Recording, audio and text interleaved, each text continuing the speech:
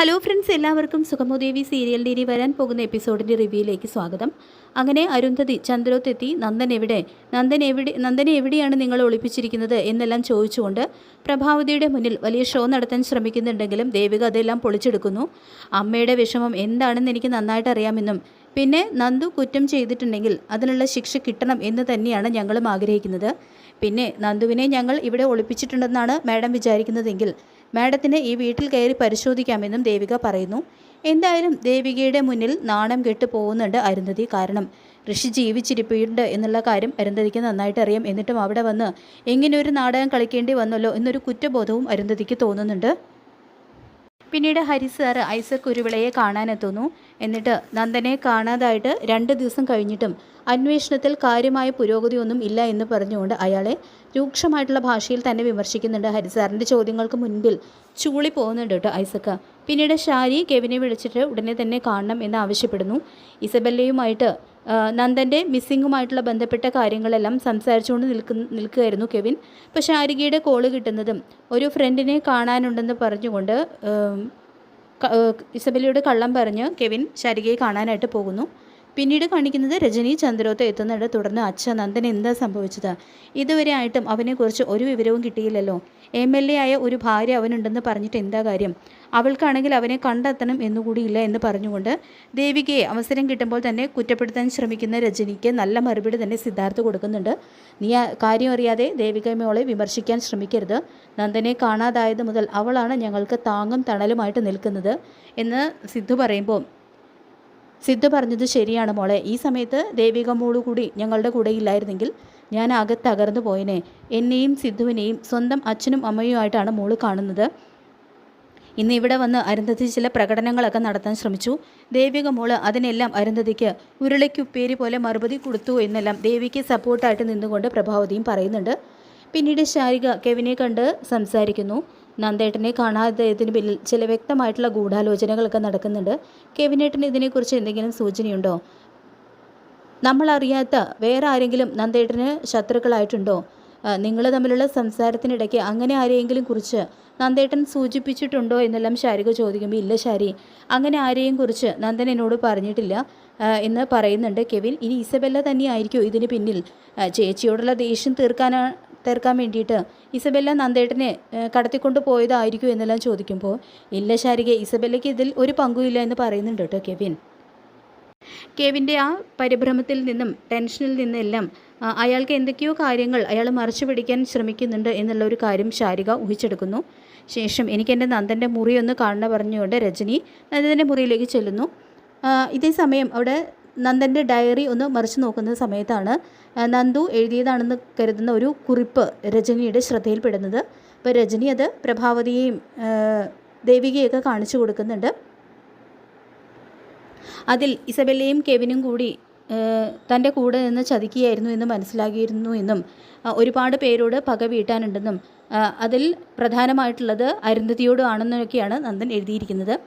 അപ്പോൾ നന്ദൻ കാണാതാകുന്നതിന് മുൻപ് തന്നെ നന്ദൻ എല്ലാം അറിഞ്ഞിരുന്നു എന്ന് ആ ഒരു കുറിപ്പിൽ നിന്ന് തന്നെ വ്യക്തമാകുന്നുണ്ട്. അപ്പോൾ നന്ദൻ്റെ ആ കുറിപ്പ് കാണുമ്പോൾ തന്നെ പ്രഭാവതി ആകെ തകർന്നു പോകുന്നുണ്ട്. രജനിയും അലമുറയിട്ട് കരയുന്നു. അപ്പോൾ അമ്മ സമാധാനമായിട്ടിരിക്കുക, ഇങ്ങനെ ഒരു കുറിപ്പ് കിട്ടി എന്ന് കരുതി നന്ദൻ എന്തെങ്കിലും സംഭവിച്ചു എന്നൊന്നും നമുക്ക് ഉറപ്പാക്കാൻ കഴിയില്ല. നന്ദൻ മടങ്ങി വരും എന്ന് തന്നെയാണ് എൻ്റെ വിശ്വാസം എന്ന് പറഞ്ഞ് ദേവിക അവരെ ആശ്വസിപ്പിക്കാൻ ശ്രമിക്കുന്നുണ്ട്. പക്ഷേ ഇത്രയും ദിവസം വേദന ഉള്ളിൽ കടിച്ചമർത്തി നിന്നിരുന്ന ദേവികയാണെങ്കിലും നിയന്ത്രണം വിട്ട് കരഞ്ഞു പോവാണ് കേട്ടോ ഈ ഒരു സമയത്ത്. പിന്നീട് ദേവിക CP കാണാൻ തീരുമാനിക്കുന്നുണ്ട്. അതായത് അരുന്ധതിയുടെ മനസാക്ഷി സൂക്ഷിപ്പുകാരനാണ് CP. അപ്പോൾ അയാളെ കണ്ടു കഴിഞ്ഞാൽ എന്തെങ്കിലുമൊക്കെ ഒരു തുമ്പ് കിട്ടാതിരിക്കില്ല. നന്ദൻ എന്താണ് ഇതിലെഴുതിയിരിക്കുന്നത് അതിൻ്റെ കൂടുതൽ കാര്യങ്ങൾ ചിലപ്പോൾ അയാളോട് സംസാരിച്ചു കഴിഞ്ഞാൽ അറിയാൻ സാധിക്കും എന്ന് കരുതി ദേവിക CP കാണാനായിട്ട് ചെല്ലുന്നു. തുടർന്ന് നന്ദുവിൻ്റെ റൂമിൽ നിന്നും ഒരു കുറിപ്പ് കിട്ടിയെന്നും എല്ലാം പറയുന്നുണ്ട് കേട്ടോ CPയോട്. അതിൽ പലരോടും പക തീർക്കാനുണ്ടെന്നൊക്കെയാണ് എഴുതിയിരിക്കുന്നത്. അതിൽ പ്രധാനമായിട്ടുള്ളതും അരുന്ധതി മാഡത്തിനോടുള്ള പകയാണ്. മാഡത്തിനോട് നന്ദുവിന് ഇത്രയും പക വരാൻ എന്താണ് കാരണം? ഋഷിയെ കൊന്ന ആളാണ് നന്ദു. ആ നന്ദുവിന് അരുന്ധതി മാഡത്തിനോട് എന്തിനാ ഇത്രയ്ക്കും വൈരാഗ്യം? അവരുടെ മകനെ കൊന്നു എന്നുള്ള നിലയ്ക്ക് കുറ്റബോധമല്ലേ നന്ദുവിന് തോന്നേണ്ടത്? എന്നെല്ലാം ദേവിക ചോദിക്കുമ്പോൾ CPക്കാണെങ്കിലും ഒന്നും തുറന്നു പറയാനായിട്ട് കഴിയുന്നില്ല. കാരണം താനെല്ലാം തുറന്നു പറഞ്ഞു കഴിഞ്ഞാൽ അത് ഋഷി എങ്ങാനും അറിഞ്ഞു കഴിഞ്ഞാൽ തന്നെ വകവരുത്താനും ഋഷി മടിക്കില്ല എന്നുള്ള കാര്യം സി പിക്ക് നന്നായിട്ട് അറിയാം. അപ്പോൾ അതുകൊണ്ട് തന്നെ അയാൾക്ക് ഒന്നും പറയാനായിട്ട് കഴിയുന്നില്ല. അപ്പോൾ എനിക്കൊന്നും അറിയില്ല മോളെ എന്ന് പറയുന്നുണ്ട് കേട്ടോ സി പി. തുടർന്ന് അരുന്ധതി മേഡത്തിൻ്റെ ഓഫീസിൽ ജോലി ചെയ്യുന്ന ആളല്ലേ അങ്കിള്, മാത്രമല്ല അവരുടെ വീട്ടിൽ എപ്പോൾ വേണമെങ്കിലും പോകാൻ സ്വാതന്ത്ര്യമുള്ള ആളാണ് മാഡത്തിൻ്റെ മനസാക്ഷി സൂക്ഷിപ്പുകാരൻ. ആ നിലയ്ക്ക് അവരുടെ വീട്ടിൽ പോയപ്പോൾ എന്തെങ്കിലും അസ്വാഭാവികമായിട്ടുള്ള രീതിയിൽ അങ്കിൾ കണ്ടിരുന്നോ? അരുന്ധതി മാഡം ഋഷി മരിച്ചു എന്ന് കൊല്ലപ്പെട്ടു എന്നുള്ള സത്യം മനസ്സിലാക്കിയപ്പോൾ അവരുടെ രീതിയൊക്കെ എങ്ങനെയായിരുന്നു, അവരേത് രീതിയിലാണ് പ്രതികരിച്ചത് എന്നെല്ലാം സി പിയോട് തുറന്ന് ചോദിക്കുന്നുണ്ട് കേട്ടോ ദേവിക. അപ്പോൾ മാഡം നല്ല വിഷമത്തിൽ തന്നെയായിരുന്നു, ഒറ്റ മകനെയല്ലേ കൊല്ലപ്പെട്ടിരിക്കുന്നത് എന്നെല്ലാം സി പി പറഞ്ഞ് ഒഴിഞ്ഞു മാറുന്നുണ്ട്. പിന്നീട് നന്ദൻ്റെ മുറിയിൽ നിന്നും അങ്ങനെ ഒരു ഡയറി കുറിപ്പ് കണ്ടെത്തിയതിനെ കുറിച്ച് ഇസബെല്ലയും കെവിനും ഒക്കെ അറിയുന്നുണ്ട്. അപ്പോൾ അവർക്ക് ശരിക്കും പേടിയാവുന്നുണ്ട്. കാരണം നന്ദൻ മിസ്സിംഗ് ആവുന്നതിന് മുൻപ് തന്നെ നന്ദൻ എല്ലാ സത്യങ്ങളും അറിയാമായിരുന്നു എന്നുള്ളൊരു കാര്യം അവരെ വല്ലാതെ തന്നെ പേടിപ്പെടുത്തുന്നു. ഋഷിക്ക് വേണ്ടിയിട്ട് നന്ദനോട് പകരം വീട്ടാനായിട്ട് നമ്മൾ കൂടെ നിൽക്കാൻ പാടില്ലായിരുന്നു. ഇതിപ്പോൾ നന്ദനെ ഒരിക്കലും എനിക്ക് കിട്ടാൻ പോകുന്നില്ല കെവിനെ. മാത്രമല്ല ഒരാളെ ചീറ്റ് ചെയ്യാൻ ശ്രമിച്ചു എന്നുള്ളതിൻ്റെ പേരിൽ നമ്മൾ കുറ്റക്കാരാകാൻ പോവുകയാണെന്നത് പറഞ്ഞുകൊണ്ട് ഇസബെല്ലയും കെവിനും വല്ലാതെ തന്നെ ടെൻഷൻ അടിക്കുന്നു. ഏതായാലും നമ്മുടെ ഹരിസാർ തന്നെയാണ് ഇങ്ങനെ ഒരു കുറിപ്പ് ആ ഡയറിയിൽ നന്ദനെ കൊണ്ട് എഴുതി വെപ്പിച്ചത്. കാരണം മുൻപ് തന്നെ അദ്ദേഹം സത്യങ്ങളെല്ലാം കണ്ടെത്തി നന്ദനെ അറിയിച്ചിരുന്നു. അപ്പോൾ അവരോടുള്ള പ്രതികാരം തീർക്കാനായിട്ട് കൂടെ നിൽക്കാമെന്നും നന്ദൻ സമ്മതിച്ചിരുന്നു. അരുന്ധതിയും ഋഷിയും ഇസബെല്ലയും കെവിനും എല്ലാം ചേർന്ന് വലിയൊരു നാടകം നടത്തി നന്ദനെ കൊടുക്കാനായിട്ട് നോക്കി.